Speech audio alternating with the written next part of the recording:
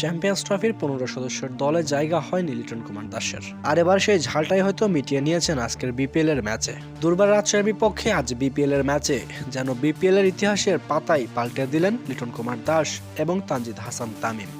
Opening ব্যাটিংয়ে নেমে গড়লেন বিপিএল এর ইতিহাস।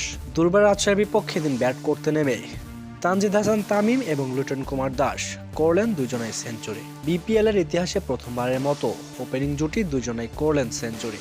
এদিন তানজিদ হাসান তামিম এবং লিটন কুমার দাসের ব্যাটিং দেখে একটা বারের জন্য মনে হচ্ছিল না যে এটা লাইভ ম্যাচ চলছে। দেখে মনে হচ্ছিল যেন ম্যাচের কোনো হাইলাইট চলছে। 4 ছক্কার ফুলঝুরিতে যেন গ্যালারিতে রীতিমতো দর্শকদের মাতিয়ে রেখেছিলেন এই দুই ওপেনার ব্যাটসম্যান। তবে বিপিএল এর ইতিহাসের রেকর্ড বুকে লিটন দাসের নাম থাকলেও এই ম্যাচ খেলার পর কিছুটা হলেও যেন হতাশায় ভুগবেন তিনি। কেননা গতকালই চ্যাম্পিয়ন্স ট্রফির জন্য দল ঘোষণা করেছে বাংলাদেশ ক্রিকেট বোর্ড, আর সেই দলে জায়গা হয়নি লিটন কুমার দাসের।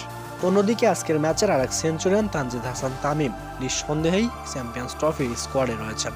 এদিন 64 বলে 108 রানের ঝড়ো ইনিংস খেলেছেন তানজিদ হাসান তামিম। শেষ পর্যন্ত শফিউলের বলে ক্যাচ তুলে দিয়ে প্যাভিলিয়নে ফিরেছেন তিনি। অন্যদিকে লিটন কুমার দাস, তাকে আউট করতে পারেননি রাজশাহীর কোনো বোলার। চ্যাম্পিয়ন্স ট্রফির স্কোয়াডে চান্স না পাওয়ার আগে এদিন মাত্র 55 বলে 125 রানের অপরাজিত ইনিংস খেলেন লিটন কুমার দাস, যা সত্যি অবিশ্বাস্য।